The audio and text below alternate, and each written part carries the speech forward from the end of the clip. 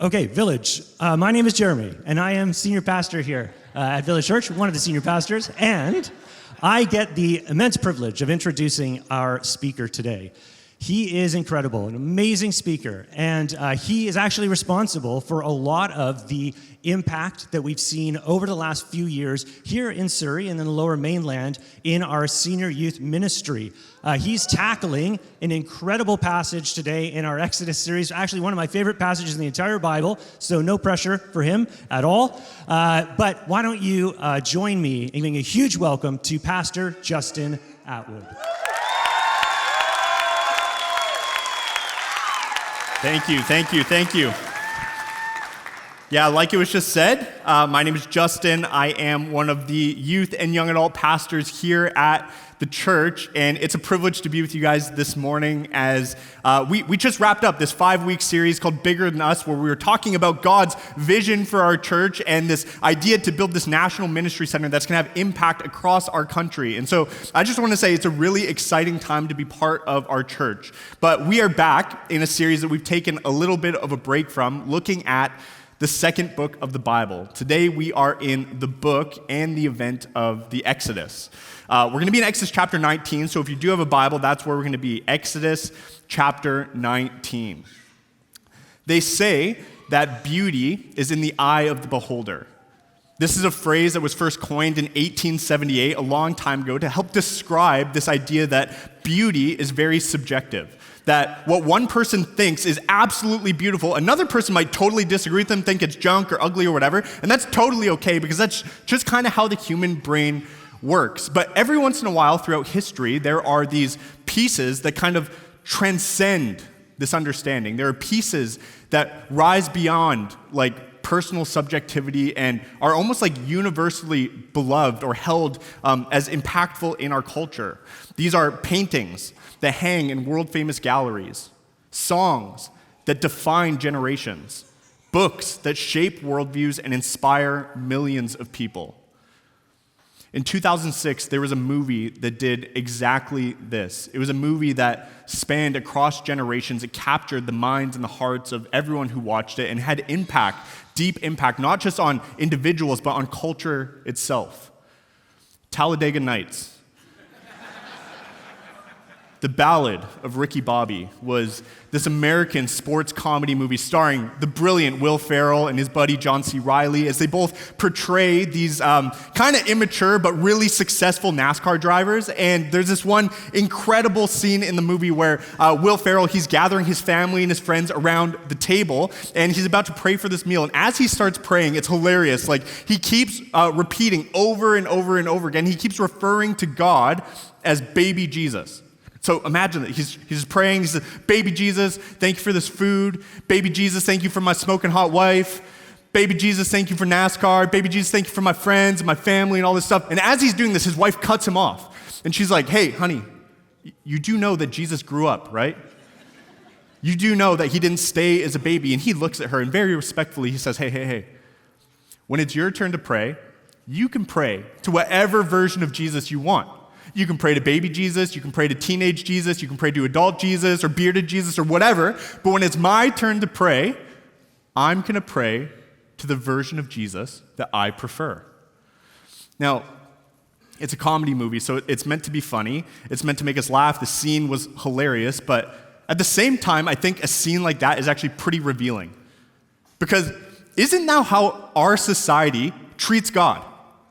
Like, we treat God and our relationship with God entirely around our preferences, what we like, what we prefer, what we are comfortable with. And I think this is one of the primary reasons why one of the fastest growing belief systems in our world today is people who would describe themselves as being spiritual, but not religious. Spiritual, but not religious. According to The Atlantic magazine in 2018, approximately 1 in 5 people identify as being spiritual but not religious. But according to a much more recent poll, that number is now up to 1 in 3. So 33% of people in North America identify as being spiritual but not religious. And this is a movement that continues to gain a lot of momentum and a lot of traction, especially among the younger generations living in urban cities like Vancouver, Calgary, Toronto. I'm spiritual, but I'm not religious. But what does that even mean, right? So somebody might tell you, I want to have a connection to God. I want to have a connection to the divine, but I don't want any of the rules. I don't want any of the commitments that come with that. I don't want anybody to tell me how I'm supposed to behave or what I'm supposed to believe. I want all of the comfort and all of the blessings that come with having a connection to God, but I don't want to lose any of my freedom or any of my autonomy in the process. I don't want that commitment. I want a God, but I want him on my terms, in my way. I want a God, but I want a God that I can control. This brings us to our passage in Exodus chapter 19. Up to this point in the story, we've already covered a lot of big moments in the story. Exodus is like really action-packed starting off. Like we have this moment where Moses talks to God through a burning bush, and then God shows up in Egypt with these 10 plagues, and it's like this action movie thing going on, and then he rescues the Israelites from the hands of Egypt, and he splits the Red Sea, and they get out, and now they've been traveling through the wilderness with God for the last 3 months. And now here in Exodus chapter 19, they arrive at their destination, Mount Sinai. And this is kind of where one of the longest stretches in the Bible takes place, because I would argue that this is one of the places where most Bible reading plans come to die, okay? Everything grinds to a halt. Actually, the Israelites and Moses, they are going to stay camped at Mount Sinai for the next almost 60 chapters of the Bible. So this is going to take us to the end of Exodus. It's going to take us all the way through the book of Leviticus, and it's going to take us almost all the way to Numbers chapter 10.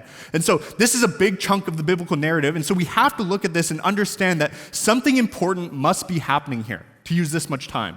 And so something important is happening here at Mount Sinai, especially in Exodus chapter 19. And what's important that's happening is that Israel is going to meet the living God for the first time.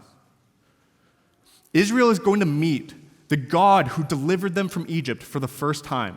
Up to this point in the story, Moses, he has met God, but Israel, they've only heard about God. They've only seen his acts. But here in Exodus 19, God is going to reveal himself more fully to the people, and he's actually going to speak to them. They are going to have an encounter with the living God, and what these people are going to realize is that the God of the Bible, the living God who rescued them from Egypt, he is not going to be shrunk down to the size of their preferences.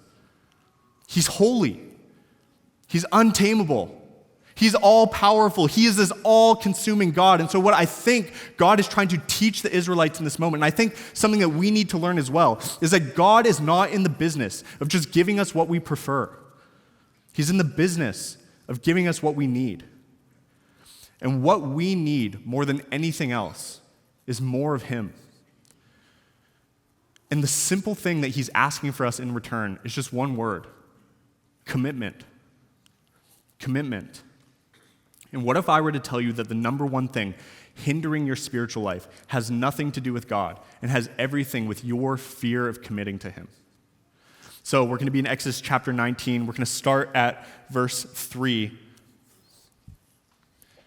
While Moses went up to God, the Lord called to him out of the mountain, saying, "Thus you shall say to the house of Jacob, and tell the people of Israel, you yourselves have seen what I did to the Egyptians, and how I bore you on eagle's wings and brought you to myself. Now, therefore, if you will indeed obey my voice and keep my covenant, you shall be my treasured possession among all the peoples, for all the earth is mine, and you shall be to me a kingdom of priests and a holy nation. These are the words that you shall speak to the people of Israel." And so this first speech of God to Moses on Mount Sinai, this is often referred to by biblical scholars as the heart of the Old Testament. This is the heart of the Old Testament. This is the beginning of God's self-disclosure to his people. It's a picture of what their relationship between Israel and Yahweh is going to look like, and this is a presentation of the order of salvation. And so what God is covering in this very quick speech is he's talking about three different things. He's talking about the past, the present, and the future. And we have to get this right because this is always how salvation tends to work. There's this past rescue enacted by God. There's this present obedience expected of his people. And then there's these future blessings. And all of this kind of comes under this one message: remember. Remember. In August of last year, I got a text from my mom that I wasn't really expecting to get. It was like at the end of the day. I'd just gotten home from a long day at work, and I look at my phone, and the text simply said, "Hey, Justin, it's your mom. Did you forget my birthday again?" again. This happened to be 2 years in a row that I forgot my mom's birthday. And so confession, I am an extremely forgetful person. I forget birthdays, I forget anniversaries, I forget holidays, I forget all sorts of stuff. I literally will make my lunch in the morning, put it on the counter, and I will leave without it, and I'll show up to work with no lunch. I forget it every single day. One of the things that you'll hear, the excuses my wife hears almost every single day is, sorry, I forgot. Did you unload the dishwasher? Nope. Forgot. Did you get gas in the car? No, I forgot, sorry. This is what she's hearing all the time. And God knows this. He knows that I am a forgetful person, and he knows not just me, but his people. Like we as human beings, we are a forgetful people. And so God, when he's setting the boundaries and the terms for this relationship with Israel for the very first time, he does not start, notice, he does not start with a long list of rules and commands and things that he expects for them to do. He starts instead with this reminder of all the things that he has already done for them. So, look at this. As you've seen what I did to the Egyptians, and how I bore you on eagle's wings, and I brought you to myself. And so, what God is saying here is he's just simply saying, remember who I am. And remember who you used to be. Like not too long ago. Remember, I am the God who brought you out of Egypt. I am the God who rescued you from the hands of slavery. I'm the God who protected you, and I bore you on eagle's wings, and I brought you to myself. And so this is the order of Exodus. First, God rescues and saves his people, and then he calls them into obedience. And just imagine for a second if he did this the other way around. Imagine if we rewound and went all the way back to Exodus chapter 3, and when Moses and God are having this conversation at the burning bush, imagine if God says, hey, Moses, can you go to my people in Egypt, and can you tell them if they follow all of my rules and all of my commands, and if they keep the covenant perfectly, then, and only then, will I come to rescue them out of Egypt. If that's what God said, then there would have been no Exodus. There would have been no second book of the Bible. We would have skipped the sermon series altogether because, let's face it, the Israelites, they would still be in Egypt thousands of years later in a world of smartphones and AI and Cybertrucks, and they would just be chilling there, trying their best to earn their way out of Egypt. But that is not how God works. All throughout the Bible, God, he is kind and he is gracious. He saves his people first, and then he calls them to obedience. And listen, this is one of the things that sets Christianity apart from all of the other world religions. Because here's the message that most world religions have. Most world religions will say, here's a set of rules, and here's a set of commands, and here's a set of steps that you need to do as an individual in order to get yourself to God. Because in most world religions, the idea is that God, he's out there, he is beyond us, he's far away and distant, and we have to do everything that we can on our own to work our way back to that God. So Buddhism has the eightfold path, Islam has the 5 pillars. It's a bunch of rules and steps that we need to do as individuals in order to get ourselves to God. But Christianity, this is really important. Christianity is different because, yes, there are rules. And yes, there are commands. And yes, 100%, God expects obedience from his people. But listen, God always moves first. God always moves first. He always initiates. He loves us first. He pursues us first. He moves to us first. And this is not just true of the Exodus. This is also true of the gospel as well. That Jesus moves towards us before we ever take a step in his direction.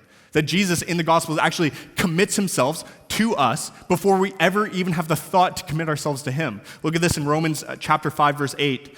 But God shows his love for us in that while we were still sinners, Christ died for us.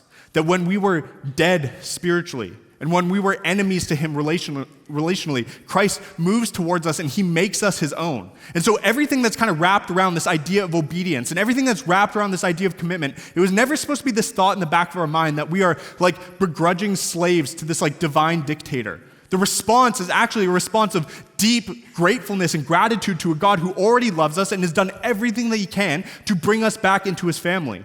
So it's a response of gratitude.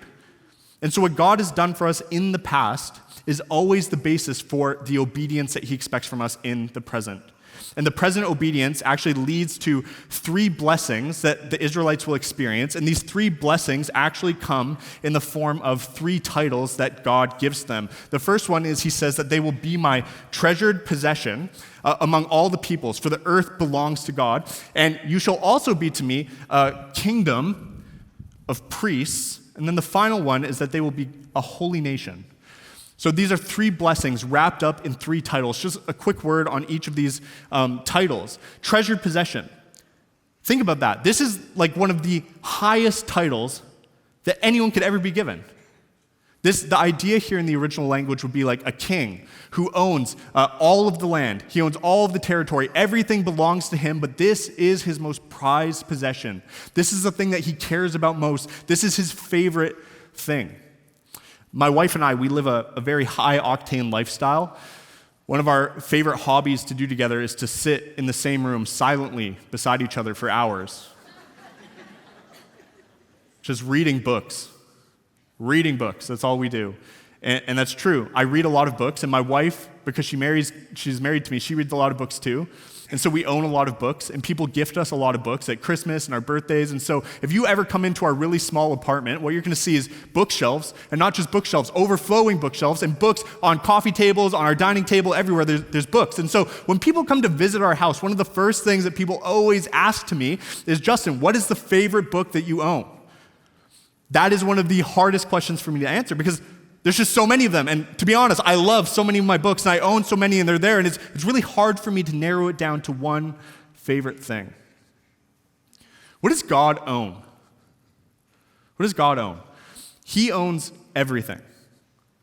The universe belongs to him. And so if you were to sit down and have a conversation with God and say, hey, God, what is your favorite thing in all of the universe? What is your favorite thing that you own? Do you know what he would say? He wouldn't say like the ocean or the mountains or the sunset or the stars or the galaxies. You know what God would say? My favorite thing in all of the universe is my people. It's my people. And so you might think, wait a minute, those people? Christians? You mean Tiffany in accounting? I've met those Christians. I've met the worst of those Christians. Do you mean those Christians that are known more for what they're against than what they're for? Do you mean those Christians that care more about politics than they do about prayer? Do you mean those Christians that are known as being judgmental and hypocritical and rude and looking down on other people? Do you mean that guy that was late for church last week? Or that youth student who's still struggling with that addiction? Do you mean me? In all of my flaws, in all of my shortcomings, in all the ways I fall short of what God is expecting of me, you look at me and you treasure me? And God would look at every single one of his people and he would say an astounding yes.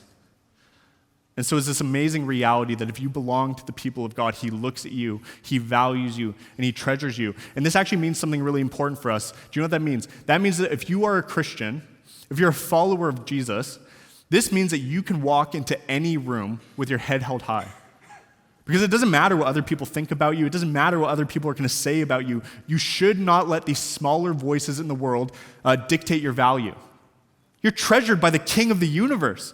Only his voice should dictate your value. And so this first title is this idea of being a treasured possession, and that leads us into the second title, which is this idea of being a kingdom of priests. What is a priest? This could take a while to explain, so very simply put, a priest is a representative. A priest is somebody who is meant to represent what God was like to the world, but also was meant to represent the people back to God. There's a passage in the New Testament that helps explain this very language. It borrows it and it plants it on the church and what it means for us today. This is 1 Peter chapter 2, verse 9. But you are a chosen race. You're a royal priesthood. You're a holy nation, a people for his own possession, that you may proclaim the excellencies of his name, who called you out of darkness into his marvelous light. So this is what many scholars would call the idea of the priesthood of all believers, meaning all of God's people, all Christians, all believers are called to the priestly work of representing God to the people around them. And this is really important for us. Like, this has to kind of do something to us because, when you go to work, you're not just earning a paycheck. You're representing God to the world. And when you go to school, you're not just grinding away at trying to get a degree. You're representing God to the world. And parents that stay at home raising the kids, you're not just trying to keep your kids alive. Like, you are representing God to those people. Your life is your ministry. And you have such a higher calling than you ever could have thought. And listen, we have to start feeling the weight of this because this is what Village Church is all about. We all have people in our lives, coworkers, friends, family, neighbors. We all have people in our lives that might never pick up a Bible. And we all have people in our lives that might never step foot in a church. And we all have people in our lives that might never hear a sermon or hear a worship song sung, but these people do have a front row seat to your life. And your life, whether you like it or not, it's telling a story. And so you have to ask, is my life story pointing people towards Jesus, or is it pushing them away? Is it pointing people towards Jesus, or is it pushing them away? There was a book written a number of years ago called Unchristian. It was written by the Barna Group. They're this big research group that does a bunch of Christian surveys and stuff. And they were basically asking the question, what do people outside of the church think about Christians? Fascinating stuff. Here's their summary in the book. In our surveys, we found that the two most common perceptions of present-day Christians are, number one, they're judgmental, and number two, they're hypocritical. These top two are closely followed by a number of other negative perceptions, listen to this, negative perceptions embraced by a majority of young adults. Christians are old-fashioned, they're too involved in politics, they're out of touch with reality, they're insensitive to others, they're boring, and they're not accepting of others, and Christians are just confusing. According to their research, one of the number one reasons why people don't come to follow Jesus is because of the way they see other Christians interacting. And so when we think of barriers that might be in place for people coming into a saving relationship with God, the biggest barrier is not God himself. And the biggest barrier is not the Bible. And the biggest barrier is not theology. The biggest barrier is us. God's representatives. A kingdom of priests. And so sometimes I just have to take a step back in my own life and just do some self-reflection and some inventory. Am I living a life of integrity? Have I been kind this week? Have I been slow to anger? Is my life one that is marked by joy? Am I compassionate to those on the outside? Does my life represent God well? And essentially, this is a call and an invitation for all of us towards holy living. And so this second title being a kingdom of priests and the third title being a holy nation, these two things are deeply connected because the way that we are going to function as a kingdom of priests is by living into this identity as being a holy nation. What is holiness? I think holiness has a bit of a bad rap in the world today because when people think about holiness, what comes to mind is maybe some unhelpful images of religious, self-righteous people. So when we think of holiness, we think of the holier-than-thou type people, the religious people that are constantly looking down on others, they're uptight and they're joyless. It's the type of people that, for 24/7 a day, they are just like doing spiritual disciplines and they're watching The Chosen and they're listening to Praise 106 and that's kind of their entire life, you know what I mean? That is not what the Bible means by holiness. When the Bible is talking about holiness, it simply means to be cut off. To be set apart, to be different, to be unique. So God is calling Israel to be a people who are set apart from the status quo of all the other nations around them. Different in the way that, different in the way that they treat the vulnerable, and different in the way that they view family and sex and marriage, different in the way that they handle work and rest. Different in all these areas of their life, and this would be one of the primary ways. What God is so concerned about here with this idea of being a kingdom of priests and a holy nation is that this is to be one of the primary ways that all the other nations would come to have a knowledge of who God is. That they would look at the Israelites as a nation, set apart, and they would see something different. and something better, something holy, and something worth pursuing after themselves. And so Moses, he listens to all these words of God, and then he brings them down to the elders of Israel. He has this conversation with them. Hey, God wants to do all of this stuff through us, but he's asking for obedience. He's asking us for us to be committed to the covenant. It's a pretty high standard, a high bar that he's asking. And the people respond with a triumphant yes. We are ready to do all that God is calling us to do. And so then Moses, he's just like trekking back and forth up this mountain. He goes back up to God, and he has this conversation next, starting in verse 9. And the Lord said to Moses, "Behold, I am coming to you in a thick cloud, that the people may hear when I speak with you, and may also believe you forever."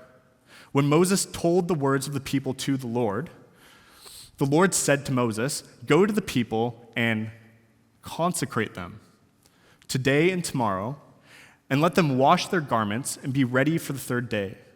For on the third day the Lord will come down on Mount Sinai in the sight of all the people. And you shall set limits for the people all around, saying, 'Take care not to go up into the mountain or touch the edge of it. Whoever touches the mountain shall be put to death.'" And so there's something really serious going on here with this word consecrate. Because if the Israelites do not figure out what's going on here, then there's going to be some pretty serious consequences down the other end. And so what we need to understand about consecration is that this is deeply connected to the idea of God's holiness. Because God is not ordinary, and because God is not common, and because God is so beyond us with his power and his purity, we cannot just stroll into God's presence like it's a Sunday picnic. We can't just stroll into God's presence casually. There's nothing casual about this. And so he calls the people to consecrate themselves, to prepare themselves, to get ready, to make themselves fit for his presence. And so consecration is deeply connected to this idea of preparation. My wife and I, we are currently in a long season of preparation. We're actually expecting our first child this August. So, thank you. There's all sorts of emotions that come with that. And I remember we're sitting in this ultrasound, and she's laying on this bed with all this like jelly stuff on her, and there's this awkward doctor sitting in between us, and we're looking at this janky screen, and all of a sudden we see the baby's heartbeat, and we hear it for the first time. And there's all sorts of emotions going on. Like we're overjoyed and we're excited, and my wife, she's thrilled, and this doctor, he's so awkward in between us. And I remember sitting there, and in the back of my mind, this dominating thought, just like, I have no idea what I'm doing. I don't know what to do with a baby. I don't know how to be a dad. And so I'm kind of tweaking out a little bit. And so we get home, and I just went on Amazon and impulse bought like 12 books on how to be a dad. And I pull up TikTok, and I'm like scrolling, trying to find all the dad accounts I can. And I'm going on YouTube, and we have this we have these prenatal classes coming up, and my wife, she thinks she needs them, but I know I need them. Like, I need all the help that I can get. And so there's just this moment where both me and my wife, we take a step back and we say, hey, for these 9 months that we're getting ready, like, we're going to spend a lot of our time and a lot of our energy committing ourselves to this. We're going to spend a lot of our time and a lot of our energy dedicating ourselves to this, not because we think we're going to be like perfect parents and we're going to have it all figured out before it even happens, but there's just this idea that we know just how important this moment is, and we want to take it seriously. Here's my fear. My fear is that there are some people in this room who have stopped taking God seriously. That we've lost sight of his holiness. And that a lot of us, our relationship with God, it's become casual. And the Christian life has kind of become like empty routine and just going through the motions. Bible reading has just become a chore. Prayer has become these empty words that you say around the dinner table, and worship is just singing lyrics to a screen with zero thought of who you're even singing to. And then we start to wonder, we go through our lives and work and life and marriage, and God's not really a part of it. And then at some point, all of us ask the question, like, God, where are you? Like, where's the God of the Bible? Where's the God of the Exodus? Where's the God who showed up in Egypt in such a big way with these plagues and he split the sea? Where is the God of power and presence in my life? And at the very same time, we ask all of these really big questions of God, and I think he's up there kind of looking down on us, and he has his own set of questions for us. Where are my people? Where are the consecrated? Where are those who have seriously prepared themselves for my presence? This reminds me of a story of this pastor named D.L. Moody. He was a very influential pastor in the 1800s, and when he was just a student in school learning how to be a pastor, one of his teachers said this line to him. He said, "The world is yet to see a man who is fully consecrated to God." The world is yet to see a man fully consecrated to God. And for some reason, those words were so striking in this young man's mind that everywhere he went, every mission field that he went to, every place, every conversation, every interaction that he had this thought in the back of his mind: I will be that man. If the Lord is looking for people who are committed to him, then I will strive to be committed. If he's looking for purity, then I will strive to be pure. If he's looking for holiness, then I'm going to do everything that I can to strive to be holy. And what about us? What if we dreamed a little bit again? What if Village Church was not so much like primarily known for its great preaching? And what if it wasn't so much known for its incredible worship leaders? And what if Village Church wasn't known for its high production quality or its large gatherings? What if we were a church that was known for its holiness? What if we were a church that was known as a people who take the presence of God seriously? What if we became a church where casual Christianity comes to a defined end because there's a group of people who have consecrated themselves to a holy God and we are pursuing after him and we want to reflect him to the world around us? That is a calling of God on all of our lives. That's what he's inviting us into. Consecration is the only fitting response to a holy God. And so Moses and the Israelites, they take this call of God very seriously. And so they spend the next 3 days consecrating themselves and cleansing themselves and preparing themselves to meet this holy God. They cannot wait. Spoiler alert, it does not go the way that they expect. Verse 16. On the morning of the third day, there were thunders and lightnings and a thick cloud on the mountain and a very loud trumpet blast so that all the people in the camp trembled. Then Moses brought the people out of the camp to meet God, and they took their stand at the foot of the mountain. Now Mount Sinai was wrapped in smoke because the Lord had descended on it in fire. The smoke of it went up like the smoke of a kiln, and the whole mountain trembled greatly. So not only are the people trembling at the presence of God, but creation itself is trembling. And as the sound of the trumpet grew louder and louder, Moses spoke, and God answered him in thunder. The Lord came down on Mount Sinai to the top of the mountain, and the Lord called Moses to the top of the mountain, and Moses went up. And so the Israelites, they are finally introduced to this holy God, and it does not go the way any of them expected. Lightning and thunder and earthquakes and smoke and fire, and every single one of them is left trembling in fear, and I cannot blame them. They are completely overwhelmed by the holiness of God, and it is absolutely terrifying. They have no control. They are small. They feel exposed. They feel helpless in this situation. And let's be honest, this version of God, this is not the version of God that most people in our world are thinking about. If we're thinking about God at all, we're thinking of God more as like this cosmic force or this divine entity or just, the man upstairs. Most of us view God more like this friend who's there to help us when we need to be comforted, and we have completely lost our sense of awe. A.W. Tozer, in his brilliant book, The Knowledge of the Holy, he put it this way: left to ourselves, we tend immediately to reduce God to manageable terms. We want to get him where we can use him, or at least know where he is when we need him. We want a God we can, in some measure, control. But isn't that the issue? That's exactly what's happening in our culture today. People have convinced themselves that God can be whatever they want him to be. He's simply the byproduct of our imagination and the sum of all of our preferences. And then just like that, the living God steps onto the scene in Exodus chapter 19, and he reintroduces us to the truth of reality.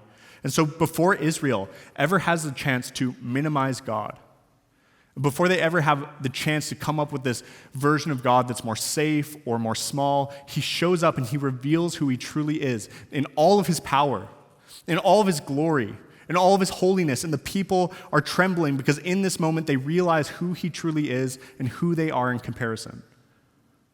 He is a powerful God, and they are weak in comparison. He is vast beyond measure, and they're small in comparison, and he is pure in all that he does, and they are sinful to the core. And what God is trying to do in evoking this sense of fear, in evoking this sense of awe and reverence, is he's trying to teach Israel the lesson that they are not the ones who get to be in control. He is. One writer, Eugene Peterson, he describes the fear of God this way: the fear of the Lord is a cultivated awareness that I am not the center of my existence, that I'm not the sum total of what matters, that I don't know what will happen next. This type of fear is an all-consuming response to a God that keeps us from acting presumptuously and taking center stage. It places God at the center and it keeps him there. This dynamic keeps us in our place, a place of awe and reverence. And this is why being spiritual but religious, it just doesn't really work. Because the God of the Bible will not be minimized. He won't be domesticated. He won't be pushed to the sides. He will not shrink to fit into our own preferences. He cannot be controlled. And remember, God is not in the business of giving us what we prefer. And what do most people prefer? We prefer a God that we can manage. We prefer a God we can control. We prefer a God that tolerates all of our behavior and overlooks our sin. But what do we need? We need a God big enough to look up to, a God powerful enough to rely on, and a God pure enough for us to trust. Not a manageable God of our imaginations, but a God that we can commit ourselves to because he has already committed himself to us. And so in verse 20, the Lord, he called Moses to the top of the mountain, and Moses went up.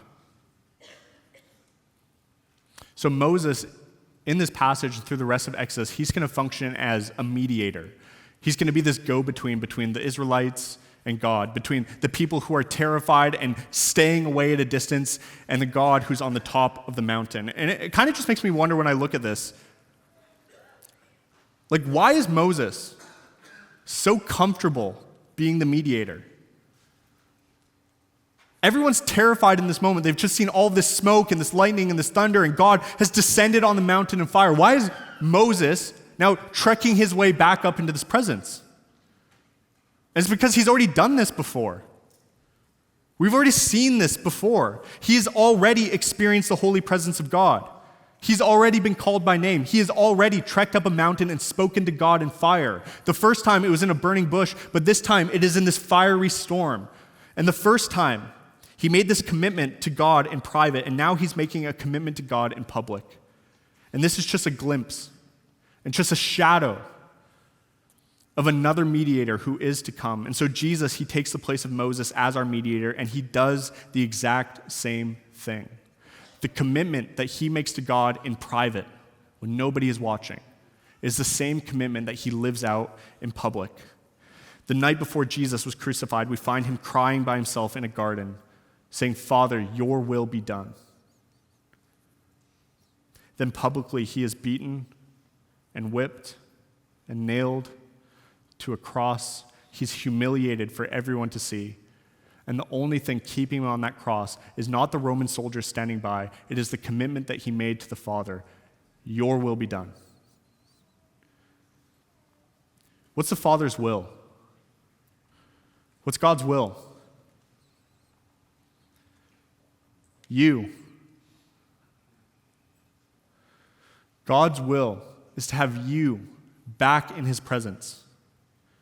That's the story of Exodus. That's the story of the gospel. That's the story that goes all throughout the pages of Scripture, that there is this holy and loving God, and he will stop at absolutely nothing to get his people back into his presence.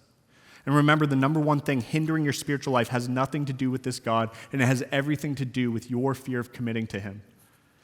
And so when I remember that there's this God who committed himself to me before I did anything to deserve it, all this stuff kind of starts to make sense.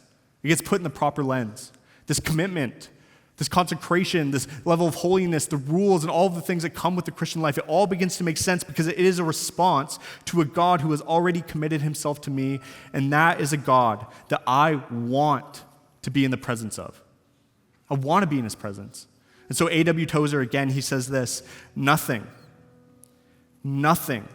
in or of this world measures up to the simple pleasure of experiencing the presence of God. And because of Jesus, you are invited to experience that presence today. Not with a spirit of fear, but a spirit of joy and confidence of being welcomed in. And so, Father, we thank you that you are not a God who stayed distant and far away, expecting so much of us, but you are a God who moves first, that you initiate, that you run towards us, that you pursue us, and you've provided a way for us as your people to come back into your presence. And so, Father, for all of us that maybe feel distant or feel like our lives have maybe been off track, I pray that today, in this moment, we could just maybe even recommit ourselves to you, that we want to pursue you. We want to pursue holiness. We want to reflect who you are to the world around us. We want to live into this calling of being a priesthood of all believers. And so, Holy Spirit, we ask that you would empower us, show us who you are, and draw us into your presence. We love you, Jesus. We pray this in your name. Amen. Amen. Thank you for joining us at Village Church Online. We're so glad that you did. I am just struck by what Pastor Justin said, and I want us to really think about this week. I want us to take some time to think about how, out of a response to what God has done for us first, we can be the kind of people he's asking us to be, a kingdom of priests and a holy nation. This is a prayer for us as Village Church, that we would be people who would be holy, set apart, and an amazing witness for God and what he's done through Jesus Christ in our own worlds. So think about that this week. But also, if you want to participate with us in the future Village Church and what we're doing with our National Ministry Center initiative in the Bigger Than Us campaign, I would encourage you, go to the website, check it all out, and make your pledge. We would love for you to participate with us in the future of what God is doing through Village Church.